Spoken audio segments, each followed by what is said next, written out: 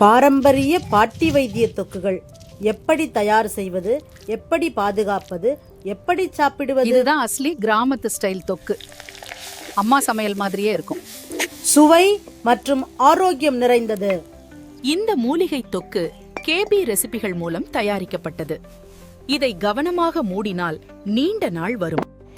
எங்க பாட்டி சொல்லி கொடுத்தது, இப்போ எங்க அம்மா கைமணக்க செஞ்சது. இதை இன்னைக்கு வியாபாரமா செய்ய போறேன். இத கேபி ரெசிபிஸ்ல ரொம்ப பர்ஃபெக்டா கத்துக்கிட்டேன். குடும்பத்தோட பாரம்பரிய பாட்டி வைத்திய மூலிகை தொக்குகள் தயாரித்து விற்பனை செய்யற சரியான லாபத்தை பார்த்துட்டு இருக்கேன். நீங்களும் இந்த வகுப்புல சேர்ந்து ஆரோக்கிய தொக்குகளை தயார் செய்யுங்க. கேபி ரெசிபிஸ் பிசினஸ் வகுப்பும் இருக்கு. மூலிகை தொக்கு கேபி ரெசிபிகள் மூலம் தயாரிக்கப்பட்டது. இதை கவனமாக மூடினால் நீண்ட நாள் வரும்.